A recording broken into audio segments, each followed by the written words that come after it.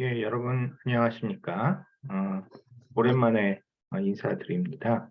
그 오늘 좀 소개해 드릴 책은 달러의 부활이라는 책입니다. 저자는 유명하신 분이죠. 폴 볼커. 그다음에 저도 이번에 처음 들었는데 토요요 교텐이 이제 성이고 이름이 토요오인 일본 분인데요. 그 폴 볼커 의장, 이분이 폴 볼커 아주 유명하신 의장이죠.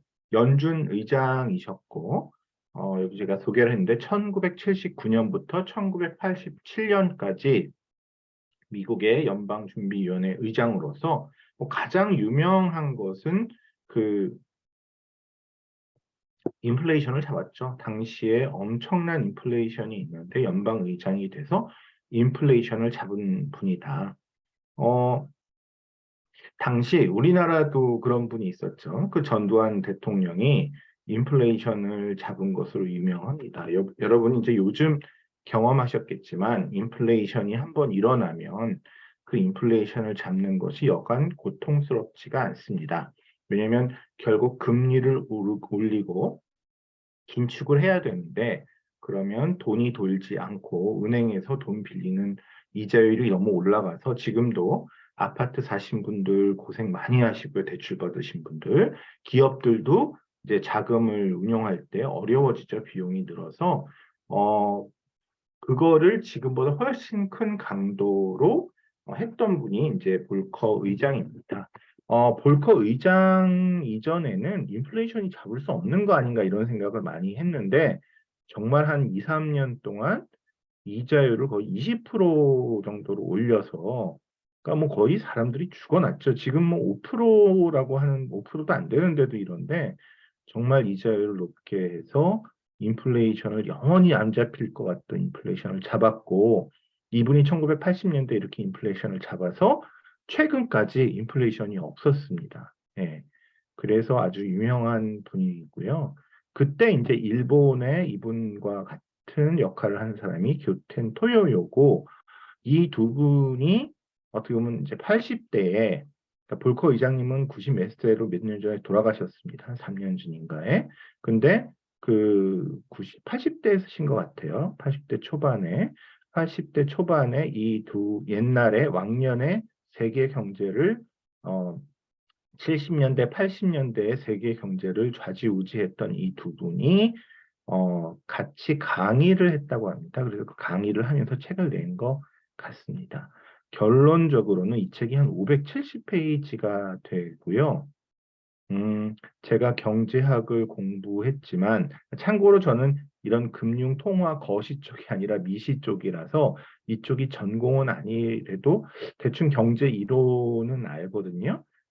그런데도 이 책 읽기가 되게 힘들었어요. 그러니까 이 두 분이 1950년경부터, 정확히는 1940년대부터 1990년까지 거의 한 50년의 이야기를 쭉 푸는데 그중에 대부분을 자기가 아주 말단 공무원 때부터 했던 얘기, 그때 내가 처음 뭐 미국 재무성에 들어가니까 그때 장관이 누구였고 내 상사가 누구였고 내가 무슨 대통령을 나중에는 뭐 되게 유명하신 분이 돼서 전 세계에 뭐 프랑스의 재무장관이 누구였고 총리가 누구였고 뭐 일본의 총리가 누구였고 이런 얘기도 다 나오는 그런 이야기입니다. 그래서 이 책이 단순히 경제적인 것만 알아서 되는 것도 아니고 그 지난 한 1950년부터 즉 그 한 2000년까지 50년간의 전 세계에서 일어나는 일들을 좀 대충 특히 경제적 사건들을 대충 알지 않으면 이분들이 당연히 아는 것처럼 설명하시기 때문에 따라잡기가 힘들다. 그래서 경제학을 많이 공부하시고 읽지 않으시면 고생만 하시고 이해는 좀 잘 안 갈 수 있는데 책은 너무 훌륭했어요. 저도 너무 읽기가 어려웠는데 다 이해를 한 것도 아닙니다. 사실 저도. 근데 그걸 그래서 저는 대충은 이해 가니까 이 한 장 한 장이 되게 그때 그런 일이 있었고 이런 고민이 있었구나 하는 것을 느끼면서 재밌게 읽어서 경제학을 전공하시는 분들은 뭐 경제학으로 박사를 따겠다라든지 경제학 쪽을 하겠다는 분들은 한번 꼭 읽어보시되 경제학적 지식을 조금 쌓지 않고 읽으시면 고생하니까 경제학을 조금 아신 다음에 읽는 게 좋겠다. 또 하나는 이 책이 어려운 게 공무원이 쓴 책, 두 분 다 공무원이잖아요. 고위공무원. 이게 어렵습니다. 약간 사실 놀라운 게 솔직하게 썼어요. 무슨 재무부 장관, 내가 뭐 1960년에 뭐 만난 재무부 장관은 좀 약간 뭐 마음이 약했다. 이 사람은 좀 거짓말을 잘했다. 뭐 이런 얘기도 솔직히 나옵니다. 그래서 야, 솔직하다라고 생각하고 그 이유는 지금 자기네들이 80대에 쓰니까 그때 일했던 자기보다 윗사람들은 다 돌아가셨겠죠. 그래서 조금 자유롭게 쓰지 않았나 하는 그런 생각도 들더라고요. 그렇지만 역시 공무원이기 때문에 정말 제가 너무너무 궁금했고 그때 무슨 일이 있었길래 이런 엉망인 일이 있었나라고 하는 거는 얼렁뚱땅 얘기도 안 하고 넘어가요. 저는 사실 플라자 합의에서 미국과 그 일본이 어떻게 협상을 했는지 막 그걸 되게 흥미진진하게 봤는데 어 아마 이제 그 협의에서 솔직히 일본이 조금 너무 실수를 했나 싶을 정도로 손해를 많이 보는 협상을 했거든요. 그래서 그런지 거의 언급을 안 합니다. 그래서 제가 가장 관심 있게 보고 도대체 그때 누가 실수한 거야라는 거는 언급을 안 하고 넘어가서 좀 맥이 빠지는 면이 좀 있는데 그런 것도 참 그래서 그 얘기를 다 안 했다. 솔직하게 하는 것 같으면서 안 했다. 그런 것 때문에 조금 읽기가 쉬운 책은 아니었고요. 어, 결론적으로 저는 볼커 의장이, 연준 의장이 인플레이션 잡은 것만 알았는데 이분이 사실은 환율을 평생 환율을 하신 분이었다는 걸 처음 알았습니다. 브레튼 우드가 1944년 미국 브레튼 우드 보스턴에서 좀 한두 시간 가는 데 있더라고요. 브레튼 우드에서 맺어진 통화 시스템으로 아시는 분은 아시겠지만 되게 유명한 시스템이고요. 결국 뭐냐면 그전에는 화폐를 발행할 때, 이게 이 화폐를 예를 들어 영국 파운드 하면 파운드화를 갖고 영국 은행에 오면 그래서 이 파운드화를 금으로 바꿔주세요라고 하면 금으로 바꿔준다고 하는 그걸 태환이라고 그러는데 금태환을 다 했었죠. 그런데 이제 사실은 금으로 다 바꿔주면 나라에 금이 하나도 없지 않습니까? 근데 이 금태환을 안 하면 옛날에 어떻게 하냐면 사람들이 아니 종이 쪼가리를 내가 뭐에 쓰느냐 이 종이 쪼가리가 필요할 때 금으로 바꿀 수 있는 권리라는 정도는 해줘야지 내가 할 수 있다라는 생각을 갖고 있었는데 그거를 이 금태환은 달러만 금으로 바꿔준다. 미국 정부가 워낙 훌륭한 정부니까 너희가 갖고 달러를 갖고 오면 바꿔주고 영국 정부, 일본 정부, 독일 정부 이런 정부들은 달러 그 금으로 바꿔주지 못한다. 대신 영국 파운드화와 미국 달러는 꼭 몇 대 몇으로 바꿔주고 일본의 엔화는 몇 대 몇으로 바꿔주고 하는 고정환율제를 하기 때문에 당신이 필요하면 이 일본 엔화를 달러로 바꿔서 그 달러를 갖고 미국에 찾아가서 금을 달라고 그러면 미국 정부가 금을 준다라는 시스템으로 설립된 게 브레튼 우드 시스템입니다. 이 브레튼 우드 시스템은 이 책 전반에서 아주 중요한 역할을 하는데요. 이 두 분이 다 브레튼 우드 시스템이었을 때 사회생활을 시작했습니다. 즉, 그러니까 사람이 한 20대 중반, 30대 초반에 이제 일을 시작하죠. 폴 볼커 의장도 이제 경제학을 공부하다가 처음에는 민간은행에 갔다가 그 다음에 30대 초반에 미국 재무성에 발탁돼서 공무원이 되는데요. 미국은 이렇게 공무원 시험 봐서 들어가는 게 아니라 그 우수한 사람을 발탁해서 쓰는 것 같습니다. 참고로. 그런데 이 폴 볼커 의장이 20대 미국 경제가 정말 세계에서 최고이고 그뿐만 아니라 세계 경제가 너무너무 발전하는 즉 1900, 2차 세계대전이 한 45년에 끝나는데 유럽에서는 이미 1944년에 2차 세계대전이 끝나서 이제 일본만 이기면 되는 상황에서 이제 모여서 만든 제도가 브레튼 우드인데요. 이때부터 한 20년 정도, 그러니까 1965년 정도까지는 이 브레튼 우드 시스템이 너무너무 작동을 잘해서 참고로 그때 소련이나 중국은 공산주의이기 때문에 해당이 안 되지만 이 자유시장 경제가 인류 역사상 이렇게 모든 나라가 이렇게까지 발전했던 적이 없다는 거죠. 물론 독일, 일본이 많이 발전했지만 그 전쟁에 패한 유럽의 다른 국가나 우리 대한민국도 그때 경제 발전을 막 시작을 했고요. 그래서 이 브레튼 우드 시스템 하에서는 이 자유시장 경제에 모든 사람이 만족을 하고 미국에 대해서 고마워하는 그런 아주 최고의 제도. 이 두 분이 생각하기에는 브레튼 우드 시스템이 경제적으로는 최고의 제도다. 전 세계 경제가 발전할 수 있는 제도다라는 거죠. 근데 이 브레튼 우드 시스템, 우리는 기축통화국이 좋다라고 생각하지만 사실은 브레튼 우드 제도에서 제일 어려운 나라는 미국이었다는 겁니다. 미국은 2차 세계대전 이후에 다른 나라에 군대를 보내서 뭐 한국, 일본, 유럽에 나토죠.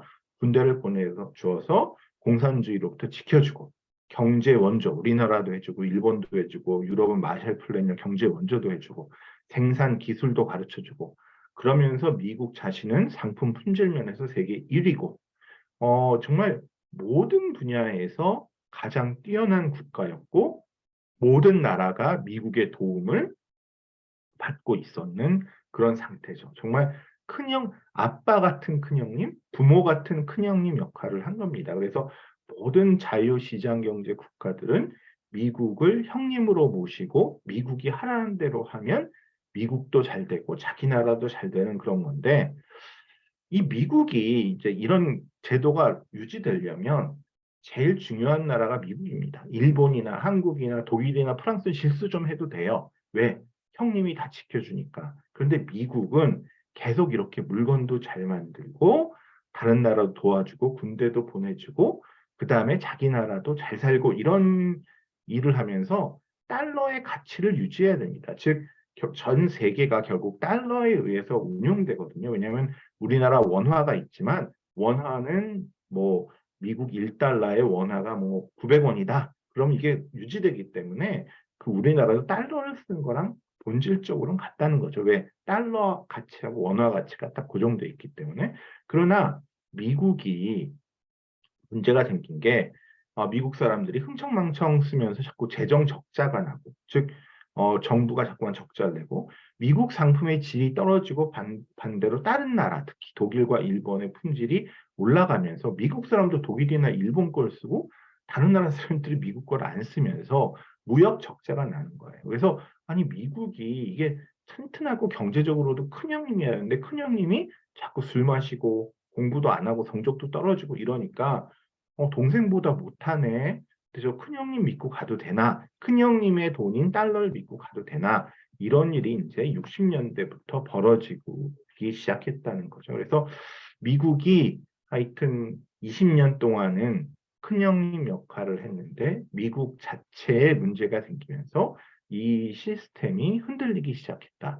특히 독일, 일본이 성장한 것도 놀랍지만 베트남 전쟁이 여기서 아주 중요한 포인트라고 생각하고 베트남 전쟁을 일으킨 미국 대통령에 대해서 거의 그 상당히 뭐 욕은 안 했습니다만 정말 말도 안 되는 것처럼 얘기를 했는데 베트남 전쟁이 꼭 필요했는지 안 필요했는지는 모르겠고 그렇지만 미국 정부가 베트남 전쟁을 하면서 엄청난 재정 적자를 낸 거예요. 즉 그 달러라는 거는 그 달러 갖고 미국 가면 금으로 바꿔준다고 그랬는데 아니 미국 정부가 빚이 저렇게 많으면 즉 내가 여태까지는 뭐 예를 들어 삼성이 빚이 많으면 아무리 삼성이 뭘 잘해도 삼성전자가 저렇게 빚이 많은데 내가 삼성전자를 믿고 삼성전자랑 거래를 해도 되나? 왜냐하면 미국이라는 나라가 워낙 튼튼해서 미국만 믿고 따라하면 된다고 생각했는데 미국의 빚이 느니까 문제가 생겼고 누가 봐도 미국이 이제 재정 적자가 많아서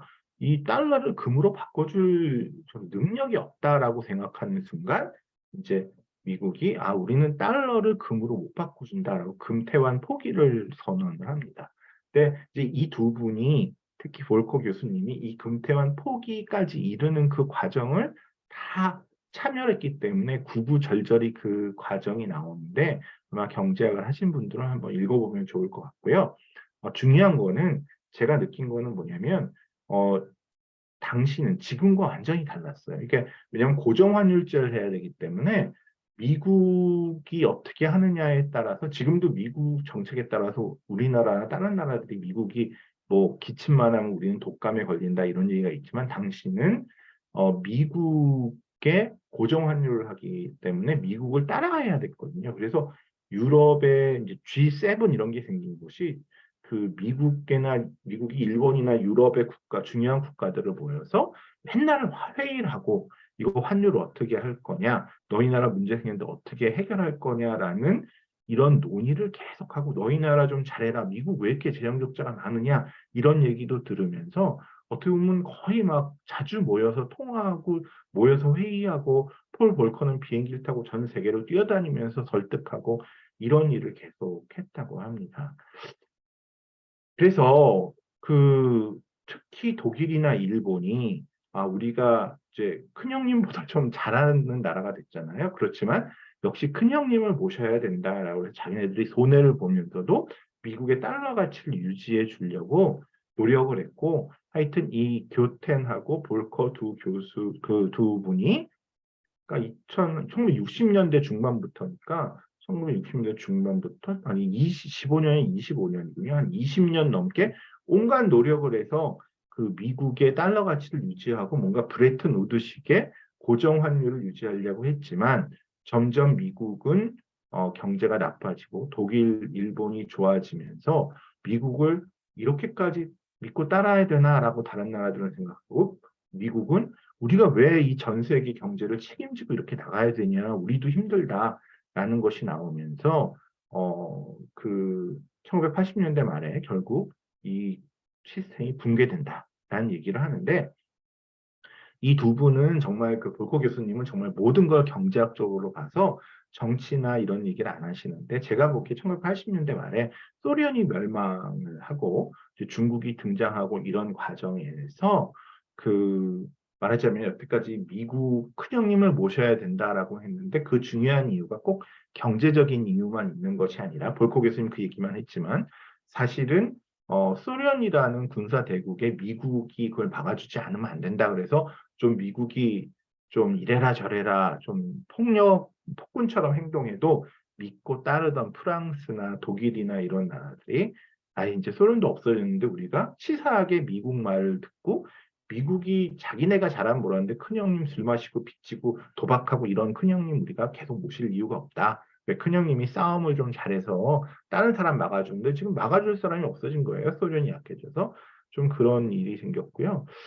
이걸 읽으면 느낀 게 근데 중국이 등장해서 이제 모든 나라들이 지금 소련이 없어져서 미국의 군사력이 별로 필요하지 않다고 생각해서 우리가 미국 무시했는데 중국 때문에 우리가 또 미국의 군사력이 필요하네라고 느낀 또 푸틴 때문에 필요하네라고 느낀 그런 것 때문에 다시 요즘 막 전 세계 그 뭐 재무부 장관이나 중앙은행장들이 모여서 막 논의하고 그러죠.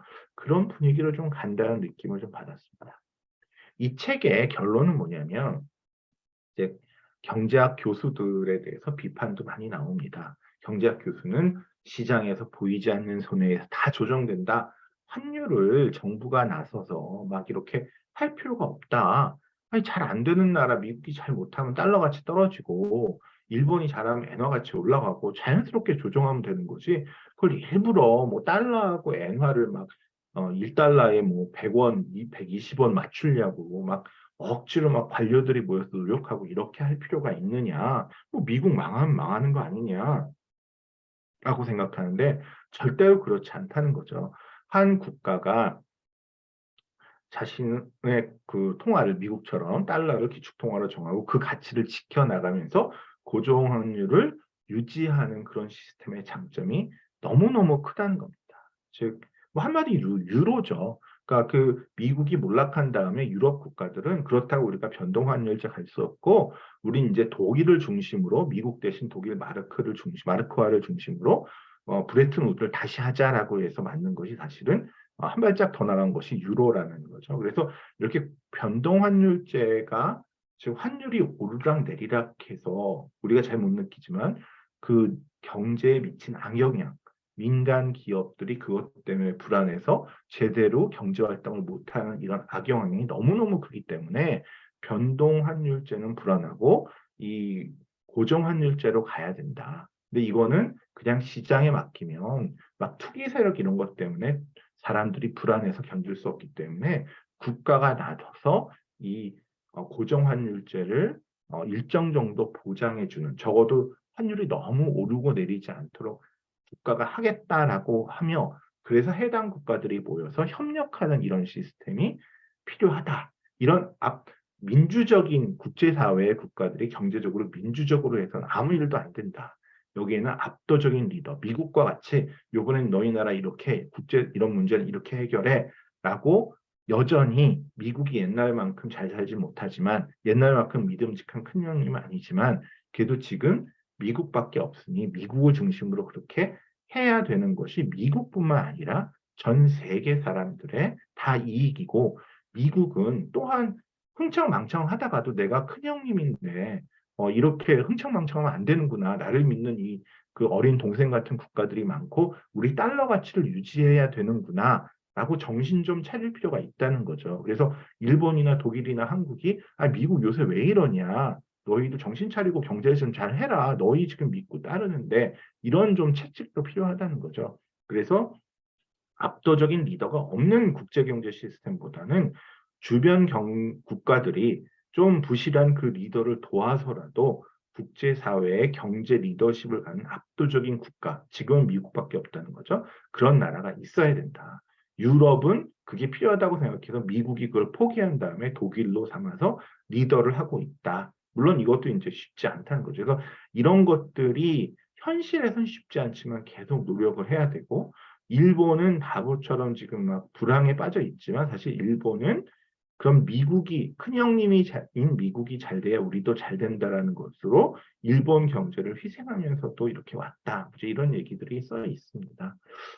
그래서 한번 그런 생각을 해볼 것 같아요. 저도 경제학자이기 때문에 보이지 않는 손, 무슨 큰형님, 무슨 공무원이 이렇게 하고 저렇게 하고 필요 없다고 많이 생각을 하고, 아직도 저는 뭐 그게 절반 정도는 맞다고 생각하지만, 그렇지만 우리 기축통화는 있는 거 아닙니까? 우리가 뭐 수출할 때 갑자기 사우디아라비아 돈으로 수출할 수는 없는 거잖아요. 달러를 쓸 수밖에 없어요. 중국 위안화, 일본 엔화 아닙니다. 달러입니다. 그래서 그러면 달러가 가치가 유지가 돼야, 즉 미국의 재무부 장관이 달러는 미국 돈이지만 달러에 문제가 생기면 여러분 나라가 더 큰 손해를 봅니다라고 했다는 듯이, 달러 가치가 흔들리면 미국이 문제가 아니라 그 달러를 써서 무역을 하는 전 세계 국가들이 모두 손해를 보기 때문에 결국은 미국이 잘 돼서 미국 달러가 가치를 유지해야 전 세계가 제대로 돌아가고, 그러기 위해서는 그냥 미국도 좀 책임감을 느끼고 우리도 또 미국에 대해서 좀 도움을 준, 왜 그 가치를 유지하는 미국의 역할이라는 게 쉽지 않기 때문에, 우리는 막 빚을 지고 막 이러면서 미국은 왜 빚을 지냐고 할 수도 없는 거잖아요. 그래서 이런 협의체가 결국은 어느 정도 필요한 것이 아닐까, 이런 시사점을 줘서 상당히 생각할 거리도 있고, 역시 세계 경제를 한 20년 동안 리드하신 분의 책은 내공은 다르다. 그런데 하여튼 이게 그 자세한 설명도 없고 책은 엄청 두껍고 그 다음에 공무원식으로 조금 그 적어야 될 내용을 안 적으신 것이 있어서 쉽지는 않습니다. 그렇지만 경제학을 전공하거나 경제학 쪽에 업을 가지고 계신 분들은 금융 쪽에 꼭 한번 읽어보시는 게 좋겠다라는 생각이 들었습니다. 감사합니다.